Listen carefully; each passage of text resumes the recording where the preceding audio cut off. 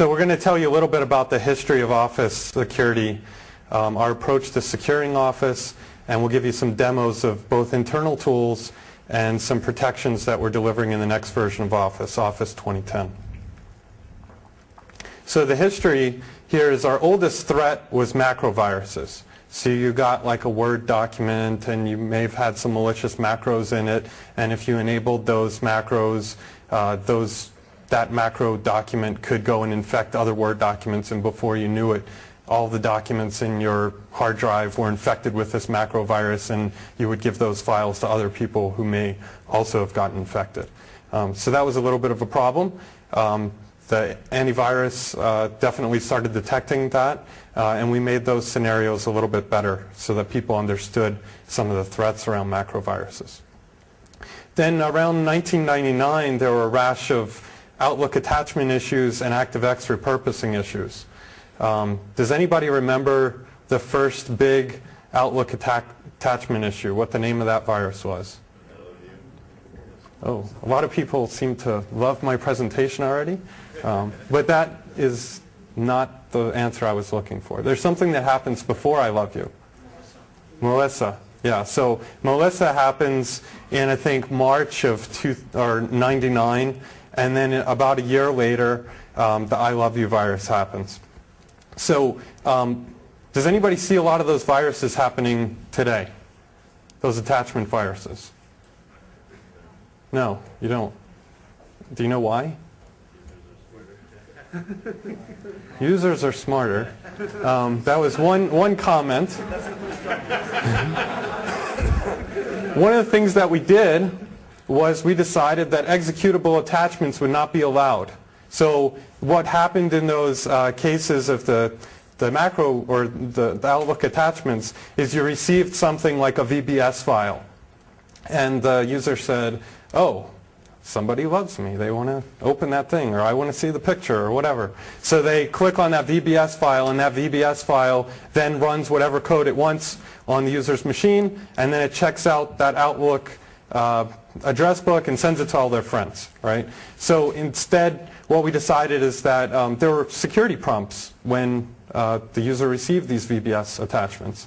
And they said, yes, I want to see this thing even though you're warning me about security. So we decided to block those things so the user does not have a choice. That's somewhat of an interesting choice.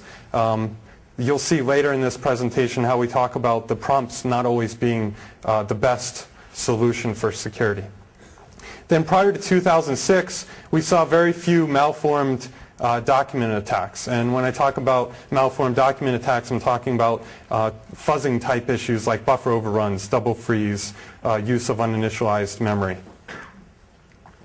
And then this happened. Guy finds a brand new Excel vulnerability. And what do you do when you find a brand new Excel vulnerability? You post it on eBay with your old socks and all kinds of other stuff, right? So this happened, and it drew a lot of attention that there may be some interesting vulnerabilities in Office. This happens at the end of 2005. And so I think this really drew a bullseye on Office, and people started to think hard about maybe I too can find some zero-day type bugs in Office. And shortly after, start to see things like this, targeted attack using an unpatched Excel flaw. But it doesn't stop with Excel. The next one, we have a Word problem. Not to be let out, we have another Excel problem. We have a PowerPoint problem. The Excel one, we actually end up releasing a mitigation tool because we have these problems. And then, more Excel problems. And this goes on for a while. And when this happens, it is not fun at all. It's really not fun. There were like no jokes about this. Now, there are people in the audience, kind of joking and saying stuff like that. But when this happens to your product, you feel terrible. It's not fun. So this is how we're organized. There's a few centralized security teams, like the MSec team that drives the overall security process for Microsoft. They work with an Office Trustworthy Computing team. The Office Trustworthy Computing team is the team that I work on, and we drive the SDL and the overall security goals and processes across all of the Office applications. We have security contacts on each of the product teams. So each of the product teams have a developer, tester, and program manager whose job it is to be a security contact.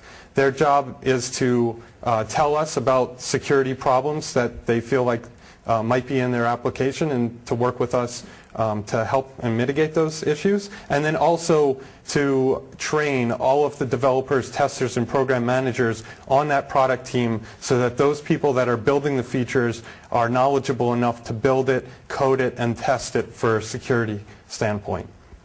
And then the other team we have is an Office SE team called CAPES, and then they work with any type of MSRC case that comes in. They work with the product teams to issue those patches. So in securing Office, we didn't want to just take one approach and say, hey, we have a bunch of fuzz bugs, let's just go after them. We wanted to look at this and lay our defenses, and the way that we do that is in 4 layers. First, we try to harden the attack surface, we reduce the attack surface, we mitigate exploits, and we try to improve the user experience, and I'll dig into each of those now. So in hardening the attack surface, we certainly are SDL compliant, and in many places will exceed the SDL. We use things like OACR, which wraps things like FXCOP and Prefast. These are code review tools. And then that code, those reports go directly to the developers that wrote that code so that they can fix that and learn so that they don't make those sorts of mistakes again. We'll also do things like when we see a common theme, like integer overruns are a common theme that we saw. We'll do things like create a code library called SafeInt to help developers write more secure code in an easier way. In a project like Office, you have many parsers, which we'll see in a minute or so, but you may also have duplicates of parsers parsing the same file format. So what we can do there is we can harden one of those parsers and reuse it in other places instead of trying to secure many parsers that do the same thing. And then the last piece that we do in hardening our attack surface is we do a lot of intensive fuzzing, and that's done in a distributed manner. So like I mentioned, we have a rather large attack surface from the file format standpoint. We have over 300 file formats. And many of these file formats are not obvious at first. For example, WPD, when you look at the file extension, you say, oh, that's a file format. It turns out that there's actually 3 file formats within that extension. In many places, we'll have smarter specialized fuzzers that know about the file format and ways to manipulate that in a specific way that understands the spec. And then one of the things that we found is very much in line with what was talked about in last year's BlueHat is different fuzzers find different bugs. And the more you fuzz, the more bugs you find. So we want to be able to put in as many different fuzzers as possible, and we want to fuzz as long as possible, as many iterations as we can. So one of the ways that we did to accomplish this is we built a distributed file fuzzing framework, and that was built by David. So one of the goals in that model that I talked about with the organization of Office is where we get every person thinking about security. We come up with interesting solutions that may not be thought about by the centralized security team. And in this case, David works on the access team, and he thought of this solution. So when you have this many file formats, you have some interesting things when you're trying to manage the SDL compliance around fuzzing.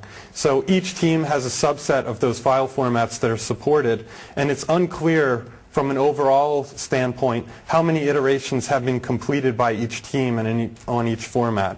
Machine logs often duplicate the same crash across machines and across runs and things like that. So it becomes time consuming to go in and understand that.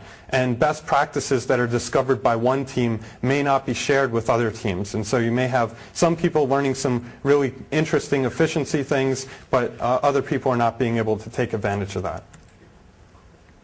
One of the other big problems we had was machine resources. What we were doing is we were leveraging machines in testers' offices. And so testers would manually configure these machines to run the file fuzzer. And these machines were often used for doing the rest of their testing. So they would set up the fuzzer on a Friday, hopefully enjoy their weekend, come back in on a Monday, look at the logs, but a lot of times at that time they had a private release or something from the developer saying, hey, I need you to go and test this, so they would have to stop their fuzzing, and that's obviously not ideal. So this became a bottleneck. The machines themselves became a bottleneck for fuzzing. And then there was no way to easily leverage unused resources. So if the Word team finished their fuzz runs, the Excel team may not know that, hey, maybe I should go talk to this Word guy and I can use this machine when it's not being used and stuff like that. So now David will talk about some of the goals of the distributed fuzzing framework. Thanks, Tom. I'm excited to be here to show this off today. This is one of the first big demos we've done outside of Office with DFF. So before I get started, I just want to gauge the audience a little bit. So if you could raise your hand if you've done any fuzzing or anyone on your team has done fuzzing. Could you raise your hand? All right, and keep your hand up if you're fuzzing across like multiple machines. Are you using just one machine, or are you using machines across your team? If you're using them across your team, put your hand up. All right, and then how about cataloging failures? Can anybody out there say they have every single failure they've ever found and can run them like on a minute's notice? I also didn't see your hand up. Do we need to talk afterwards? Because I thought we had this all set up. All right, anyway, I don't come from Tom's team. I come from a product team, as he noted before. So this was built out of necessity. We actually used this on the last version of Access to ship it. So it was a big benefit there. My team came to me and said, hey, we need to meet the SDL, and you need to do it without spending any money. And I said, well, okay, I can meet the SDL, and I'll do my best to exceed the SDL. And I'm going to find a way to do it without spending any money, except you have to keep paying me. So that was the only caveat there. We've actually done this without spending any money. In fact, all the servers we use are recycled hardware. They're old hardware, so we don't have top-of-the-line servers because we don't need them. The framework's very light, and so we've actually been able to completely reuse. So today I'm going to go through DFF for you, and I'm going to go through it based on these goals that we have outlined here. So I'm kind of going to break down the system based on these goals and show you what it looks like. So let me start with these first three. Teams don't need to manage hardware. You can use any machine with Office installed on it for fuzzing. Now, of course, this is in the context of Office, but if you were not an Office team, you wouldn't need Office. And machines join in fuzzing with multiple products and runs. So how do we do this? This is the architecture of our system. So teams can take their resources and dedicate them in. I can tell my team, hey, I need your help with fuzzing. Run DFF and contribute your machines into our system. Those machines contribute into an infrastructure that's managed by TWC and the DFF admins. So the teams don't have to manage any of this hardware. They don't have to manage the backend database, the file stores, anything. That's all transparent to them. And these big, huge existing labs that we have, these resources can be shared across multiple teams. You know, one team isn't going to go try and figure out how they're going to leverage them. Everybody gets to use them, and they all plug into DFF transparently. And what this means is that teams in Office can use DFF without supplying any hardware resources. They can just immediately start using it. They don't even have to use their own team's machines, and they don't have to buy any hardware. So this is the actual DFF client that runs on the machines. And so the first thing I'll note here is that what we said before, we can contribute this to any team. So here we're contributing to TWC's work, but this could say all or Excel or PowerPoint or whatever team it would be. We made this very simple, so when I pass this out to my team can immediately begin using this and doesn't really have to figure out much. I spent the extra time to color code the buttons. I thought that would be easy. Most people understand a stoplight. I just tell them press the green button when you want to start and press the red button when you want to stop. Or you could press the yellow one if you're like, well, I'm going to go get coffee first, and you can stop at some point. And then we added additional settings to the client to make it easier for team members to use on their machines. So you can think about this like if you stay up late, which I know a lot of security people do, and you have the TV on, you get all those infomercials, so you know the Showtime rotisserie grill. Same thing here. Set it and forget it. That's what we like to say. Because we have start on Windows lock, stop on unlock. So again, the tester can put it on their machine, set those settings, and they don't have to worry about it again. It'll just run on its own and pick up the work that it needs to do. So this is a view from the web of the system. And as we can see, this is just a small snapshot looking down. And some of the machines are dedicated to specific products like Access or Excel we can see here. And then some of those machines are dedicated to everything, like those machines that start with BB, which is one of our big labs in Office. We can also see the settings right from here. I can see the status of my machines. Maybe one has gotten hung up. I can kind of see what's going on from a high level here. And I can even move machines between teams and runs. So if I see as an administrator of the system that Access isn't really doing anything, and there's some machines that I own there, I can move those over to do work for Excel or for someone else. I can also control specifically the work. So literally I can kind of take remote control from the web of what those machines are going to do. Oh, and I will say, it says 556 million files we've done so far. We're a lot closer to 600 million now. So just churning through the files. And this is just one server. So that's how we met the first three goals. Let me go on to the next ones. So we wanted to be able to run any fuzzer, anything that generates files. We wanted a simple way to define a run. We didn't want people to have to know a lot about fuzzing necessarily to go in and get started.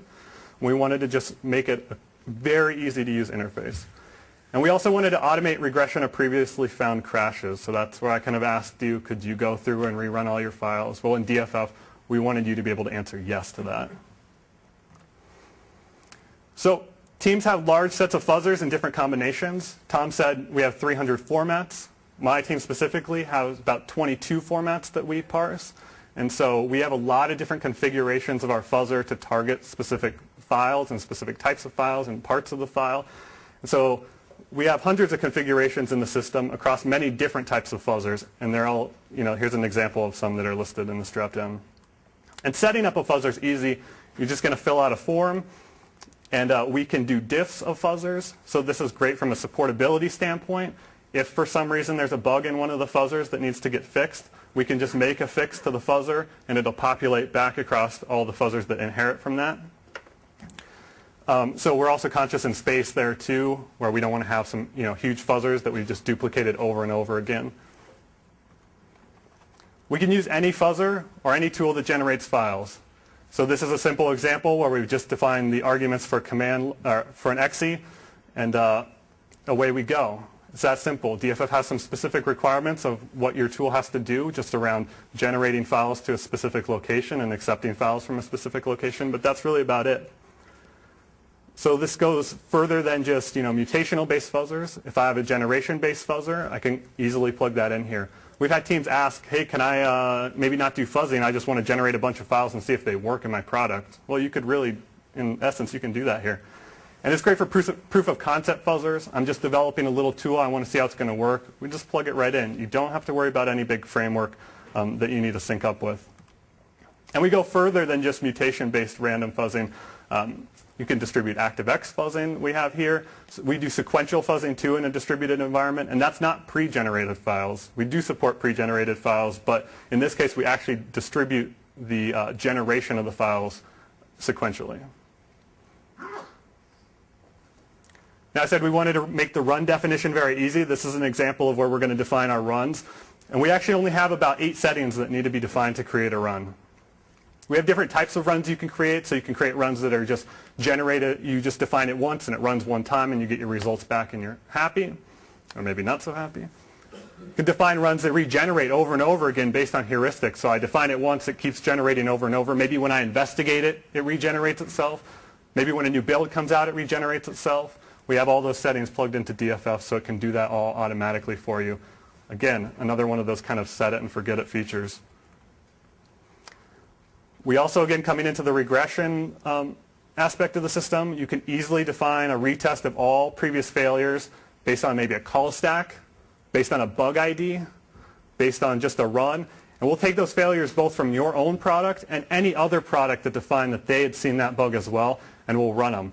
And we'll run them in a matching configuration. So we're not going to use some random tool to actually test them out where it might or might not fail the second time around. We're going to use the same tool that we used before. We're going to try to use it on the exact same configuration that we had before so you get the best results possible. Because this came from a product team, I was specifically aware of how we worked on product teams and how we actually wanted to define our work. A lot of times we might have a bug that comes up that's kind of blocking our fuzzing, and we didn't want to waste time with machines, continually testing on that. So we have simple things like an application version filter to help make sure that DFF only runs on versions of the product that we want to run against. Choosing your fuzzers and templates is simple lists. We both have team-wide and public fuzzers and templates. So Tom might go into the system and define a new fuzzer that MSEC released, and I can get access to that immediately. I might have my special configurations of my fuzzers from my specific product and my specific file types that other teams' Word doesn't really care about my database format, and they're not going to see those. And so I have my own list, they have their own lists, and we can easily pick those up. Oh, and also with templates, the same idea here. And the other thing that we're pushing is improved template selection. So this is kind of a bad example because the template set is 850 files. And we're pushing teams to have smaller sample set or smaller sets of files that better represent the testing that they need to do. And so by having it in this nice, easy-to-use dropdown and having it indexed based off directory structures on some of our servers automatically again, teams can very easily define a rigid set of templates and very specifically pick what they want to do. Don't have to worry about losing templates, don't have to worry about losing fuzzers. And DFF aids in things like machine throttling for less powerful machines. So if I was trying to pass out to my team to have them do fuzzing outside of DFF, I'd have to say, oh, if you have a machine with less than 2 gigs of RAM, we're going to need to throttle a little bit, or if you have a slow processor. And DFF tries to do some work to help out with that automatically so we don't waste any cycles. That's one of the keys. We don't want to waste cycles and waste fewer machine hours by throttling a little bit. So the next goal, centrally manage all fuzzing jobs. And obviously we have a big web presence to manage just about everything about the system, but here's a look at the current runs page, which kind of lists out what work is going on. Now, what I see as a user for the Access team is going to be just Access. I don't see everybody else. It looks like this is my kind of private system. Now, Tom would see everybody's and can monitor the progress that's going on in the system. And we even added some additional filters, of course, to just help you out to better see what's going on. And as we look down this list of runs, we can see that we can monitor the progress, how far we've gotten. Now, you'll note that I kind of blocked out the failures column because I didn't want to give away any secrets here. But I can see immediately maybe that a failure has happened in that first run, for example, and I can begin to go investigate it immediately while it's running. So before, I'd have to set up a fuzzer, maybe run it over the weekend, and I'd have a good weekend and come in on Monday, and I'd get the results and have to look through those. Well, I can just come to this website and see, failed file. I'm going to go investigate it right now, as I'm running maybe during the week. We have some basic controls, so you can help move your runs around in the queue. You can privatize your runs if, say, you wanted to do some testing on one and didn't want the whole system to pick it up. And go in and easily modify your settings from here. I zoomed out a little bit in this screenshot. I wanted to show you what our queue looked like. So this is part of the queue, and then we have more of the queue, and then even more of the queue. So there's a lot of work that we place in our queue in Office. And this isn't a backlog. I want to clarify that we're tearing through this queue constantly. And just, this will be maybe a week, 2 weeks, I don't know. It depends on what kind of machines we have configured to get through it, because DFF is smart about how it deploys out its machines. But we also have hundreds of machines tearing through this work. So this queue we're constantly going through, and the queue is constantly regenerating itself. So we expect a big queue like this of work that we want to be done. And speaking of those regenerating runs, meeting the SDL is an important requirement. So based around my file formats, say I'm the Excel team and I want to monitor my progress on XLSB, I can take this quick view to see all the runs that were XLSB based on my SDL sign-off requirements and see, I'm getting up to that 100,000 mark, and I can monitor my progress on my failures right there to see that I'm doing a good job maybe, or maybe not doing so good a job of getting to the SDL requirement. Our final goals are around detecting duplicate crashes across runs and in Product Studio, which for those externally, Product Studio is our bug logging database, and automate logging crashes, or automate the logging crashes process to the bug database. And this is one of my favorite parts, so we're actually going to show you what the results look like. Before I show you the results, this is a screen that I can come in on Monday and immediately see what I need to do. These are the uninvestigated runs if I was the Word team that I need to take a look at.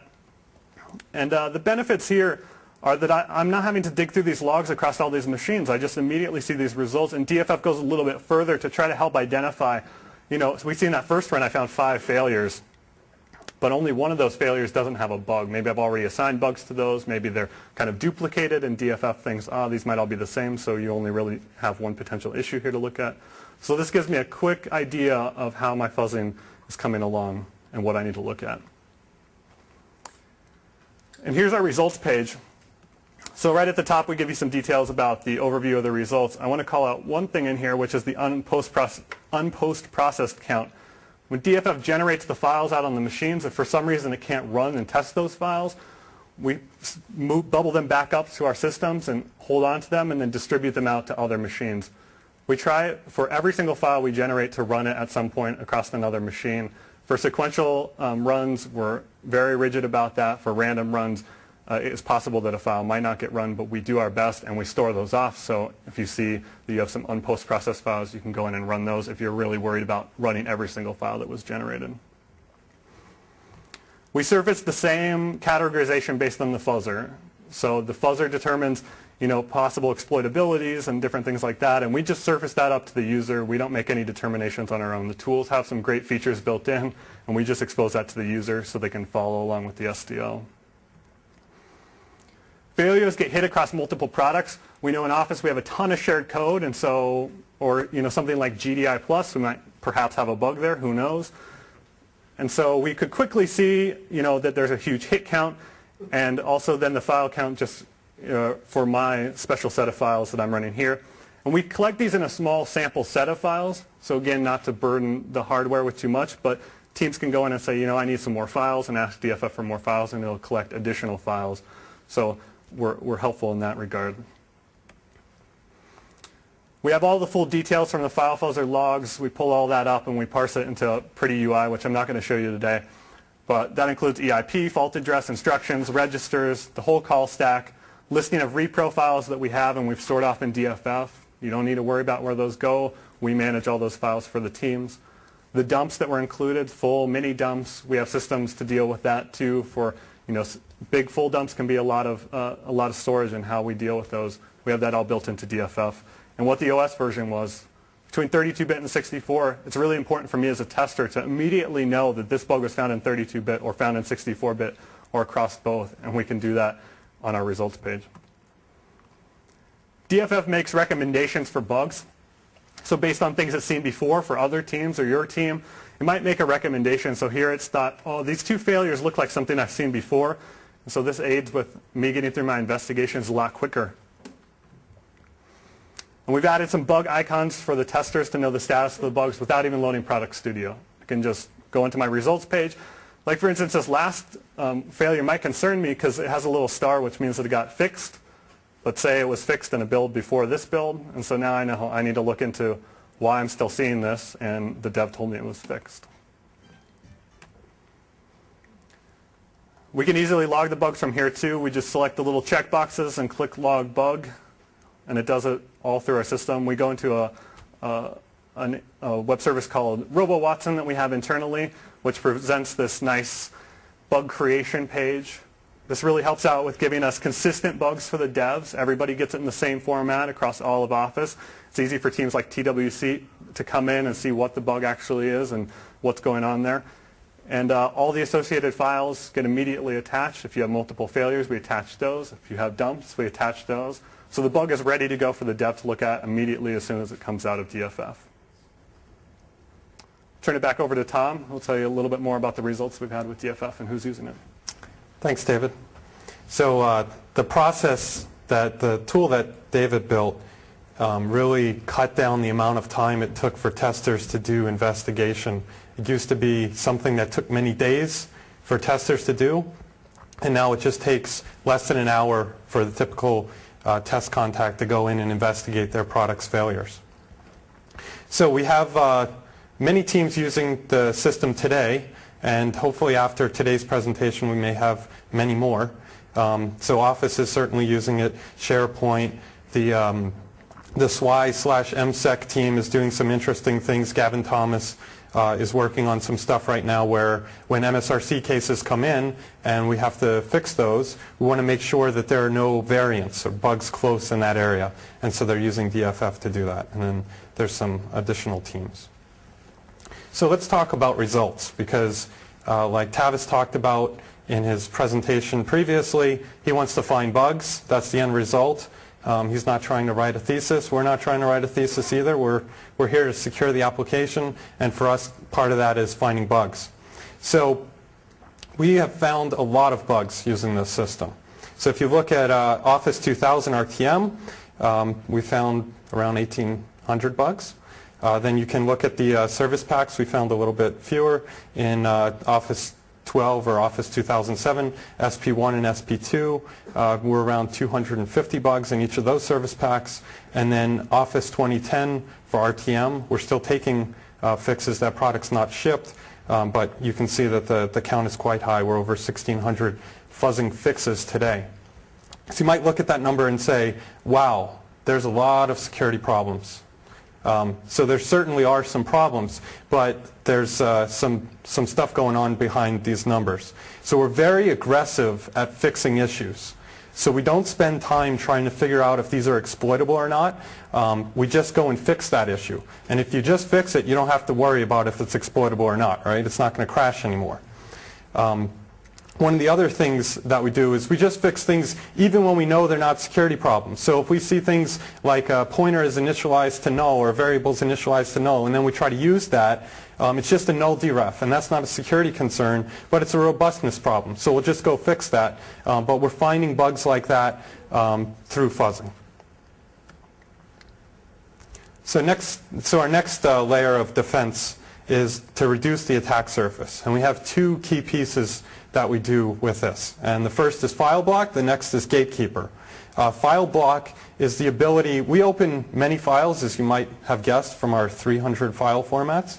And many organizations don't actually need to open all of those file formats. So you might say, my organization doesn't need to open this very old version of a Word document. We don't use that internally. We don't expect anybody to send us documents like that. And if they do, I don't want the parser to kick in on that. So we have the ability, either through the registry or through group policy, to say, I don't want to open these files at all, or if they do come, they'll be opened in something called protected view, which we'll talk about in a little bit. The next piece we have is gatekeeper. So we wrote the file format. We also wrote these documents that specify how the file format works recently and published those out to MSDN. So we know what a file should look like.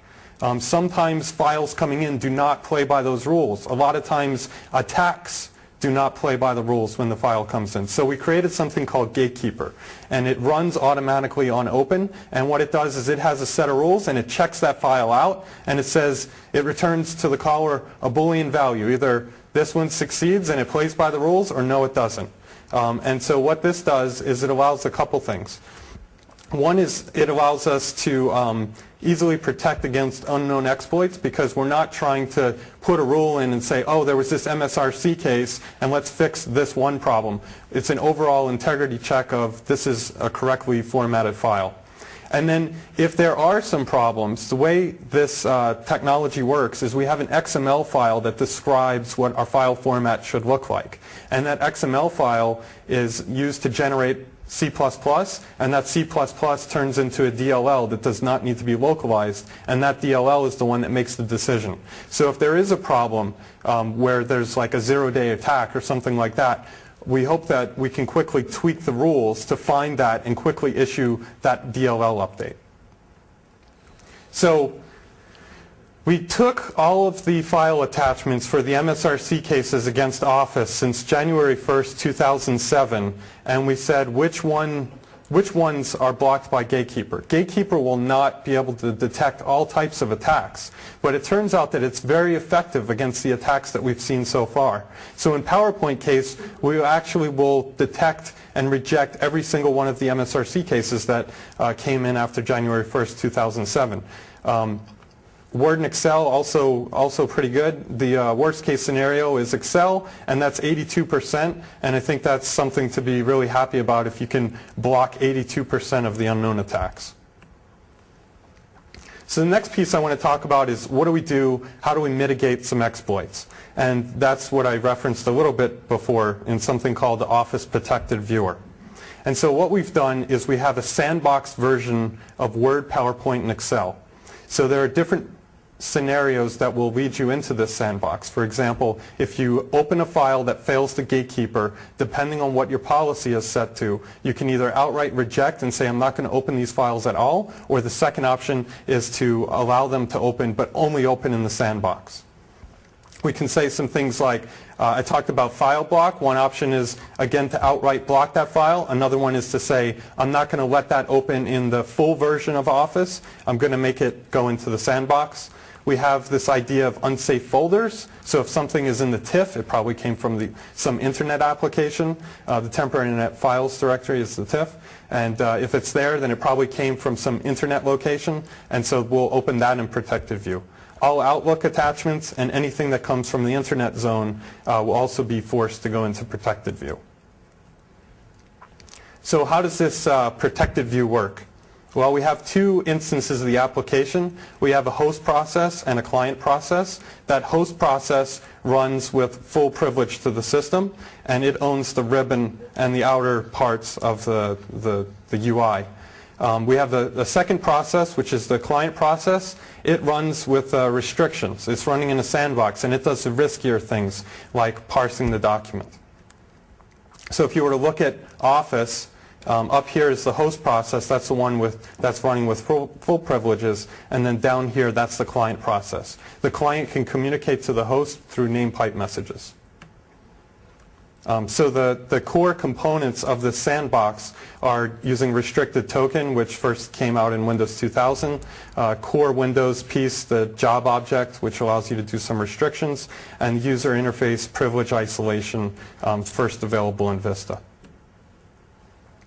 So the net impact of the sandbox is you should only be able to write to places that you are explicitly ACLed to do that. And that's the sandbox being ACLed to do that.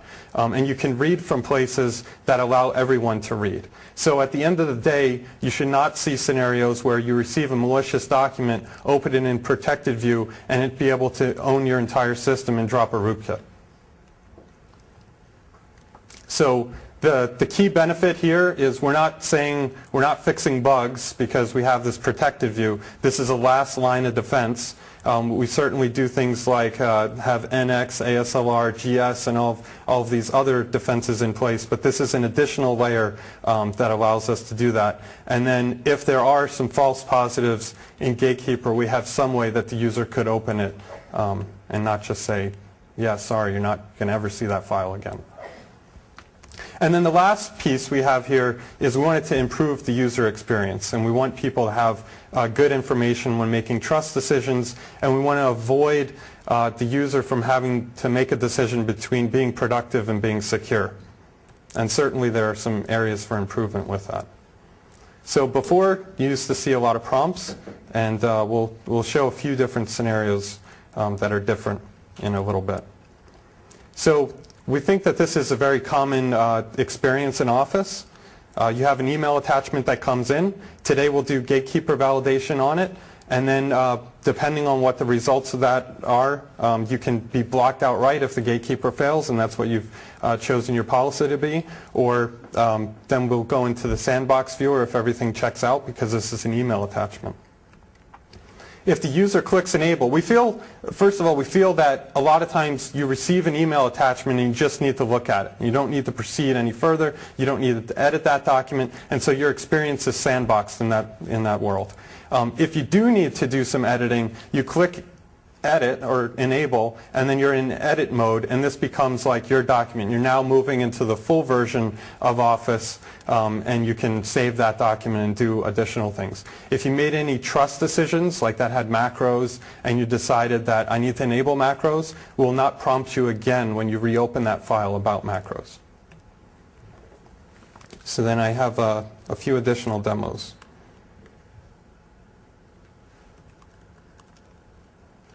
So the first one is MSRC case, the same one that the Gatekeeper failed on. So this is the more end-to-end user scenario where you get this PowerPoint attachment.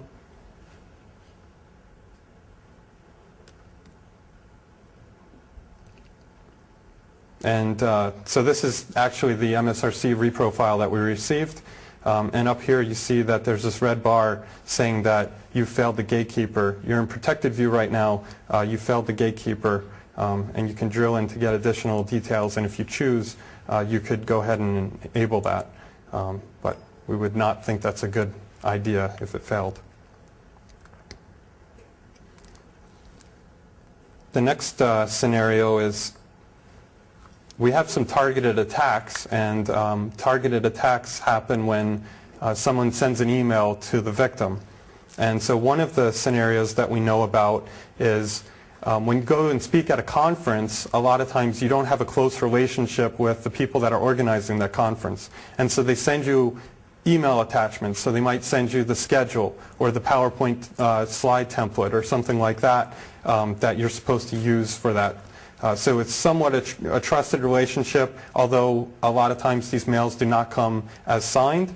And so in this case, I want to go ahead and look at the latest schedule here.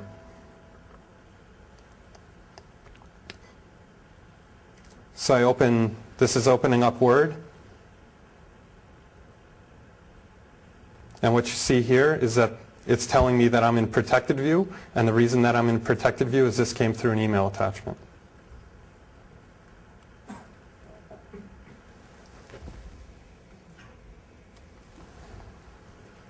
The next scenario is like how you can stop being a security geek and be unfriendly with your friends when they send you things like this and you just delete it. And people call you up and say, hey, did you see that thing? Wasn't it awesome? And you're like, yeah, I don't really open attachments. Like, how many times does that happen to us, right? And they're like, what's wrong with you? You're just a nerd. So, I get this email. Says, check these out, so funny. I'm like, yeah. But, this is a guy I know.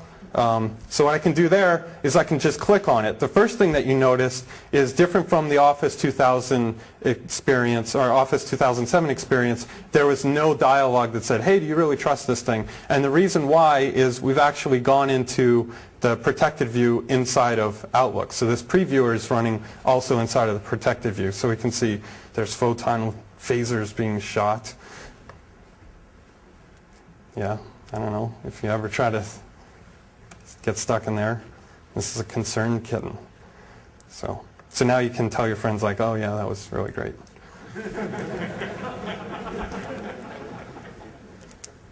You might have guessed I'm not like a big LOL Cats fan, but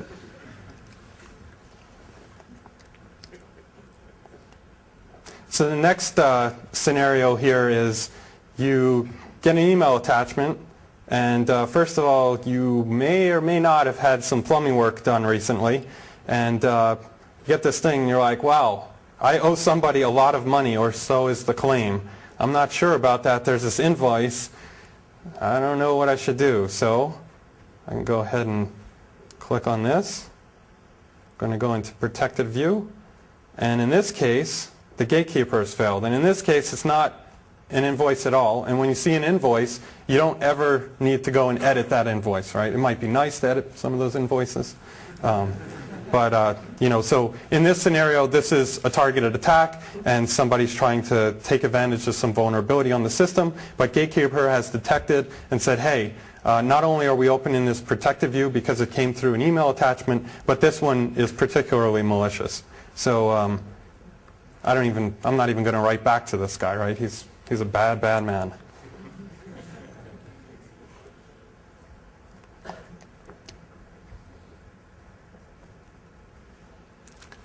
So we feel like we've done a bunch of work, and we feel pretty good about the work that we've done. We've improved a lot of the security in the next version of Office, Office 2010, but we realize that we're not perfect. And so we know that external people, while we've continued to innovate internally, we know that external people aren't just sitting there and watching, right? We know that they're doing a lot of creative things. And so if you're external and you have crashing files, I strongly encourage you to send them to secure@microsoft.com. We don't even need you to figure out if they're exploitable. right? If you have a crashing document, send it to secure@microsoft.com, and our team will investigate that. And if that is a security problem, we'll issue a bulletin for that and give you credit in that bulletin. So the call to action. What we'd like is for people to do more fuzz iterations and to accomplish that by distributing their fuzzers. Internally, you can use DFF for this.